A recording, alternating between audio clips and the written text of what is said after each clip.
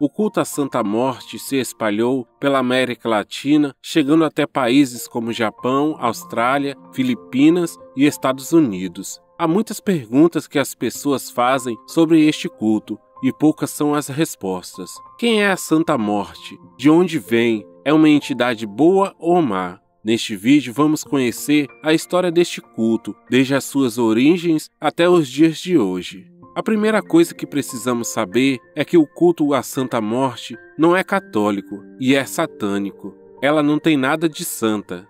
Foi a partir do México que este culto começou a se espalhar com grande velocidade. Sua figura é representada por um esqueleto vestido com uma túnica. O culto da Santa Morte se espalhou de tal maneira no México que aqueles que o professam decidiram não esconder mais seu fervor e ergueram altares na rua para que qualquer pessoa possa invocar. Seus promotores a apresentam como uma entidade espiritual que sempre existiu desde os primórdios dos tempos até os dias atuais, para a qual administra uma energia chamada energia da morte, capaz de se materializar em uma figura. Segundo eles, aquele que cultua a Santa Morte pode aprender a manejar essa força, que emana de suas imagens consagradas. Para seus devotos, a Santa Morte é capaz de aparecer e manifestar-se corporalmente ou imprimir suas imagens em vários lugares,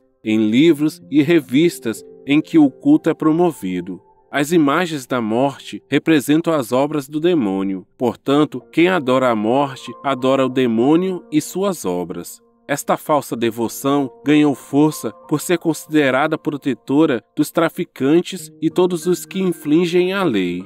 Organizada como culto contemporâneo, por volta de 1965, ganhou popularidade por oferecer a ideia de que a divindade permite que eles continuem com suas atividades violentas e que ela vai perdoá-los por seus atos.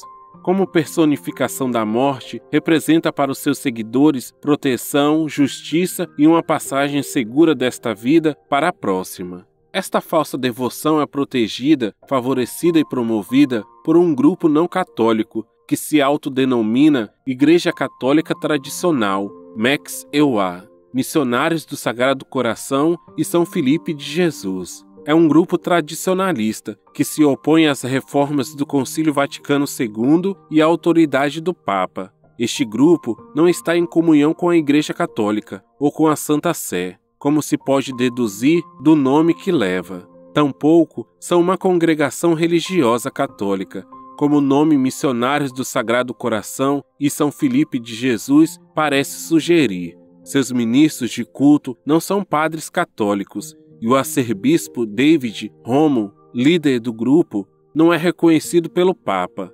A Santa Morte também tornou-se protetora da comunidade LGBT. Os membros desta comunidade encontram nesta figura a compreensão para viver livremente sua sexualidade dentro da religião. Muitas pessoas pedem à morte que lhes conceda algum favor: dinheiro, trabalho, poder, proteção, cura, sedução, entre outros. É verdade que em alguns casos lhes foi concedido o que pediram, mas a um preço muito alto, sofrendo graves consequências.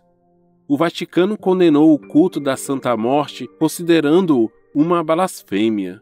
Um dos precursores do culto à Santa Morte em solo brasileiro foi o bispo da Igreja Brasileira, Dom Lúcio, de Jerusalém. Dom Lúcio, um célebre ocultista, manteve a Igreja da Santa Morte restrita a um pequeno número de pessoas, a maioria de seus seguidores. No final de 2004, ele abre mão da chefatura da Igreja da Santa Morte, delegando-a a Dom Vladimir de Magdala, que ficou responsável pela Igreja. Desde então, o culto da Santa Morte passou a fazer parte do já imenso caldeirão de tradições místico-esotérica, ocultista, religiosas brasileiras. Dom Lúcio, que além de ocultista, era sacerdote de religiões de tradição afro-brasileira e de matriz africana, acabou por incluir em suas práticas alguns elementos do culto à Santa Morte, a exemplo do que havia acontecido no México, quando o culto foi sincretizado com práticas da santeria e do espiritismo.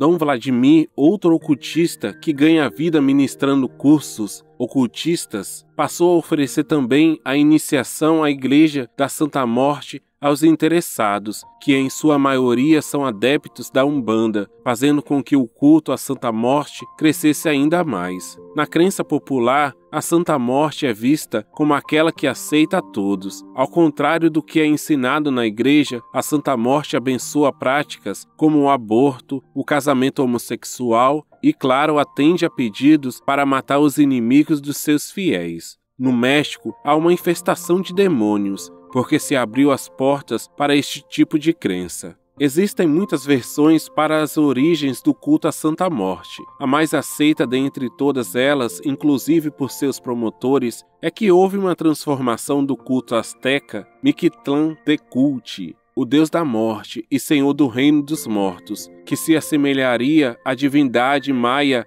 Aduki, representado com um corpo em decomposição e uma cabeça quase como uma caveira, decorada com colares de penas, ossos e sinos. A representação do deus azteca trazia um esqueleto completo, ou pelo menos sua cabeça em forma de caveira. Assim, de acordo com essa versão, é o deus da morte que ressurgiu publicamente. Sua túnica e vestido em estilo espanhol e seus acessórios europeus, a foice e as balanças da justiça, são uma fachada que cobriria sua verdadeira identidade azteca. Para finalizar, é impossível ser católico e ser devoto da Santa Morte. Como podemos ver, por trás dessa falsa devoção se esconde o demônio.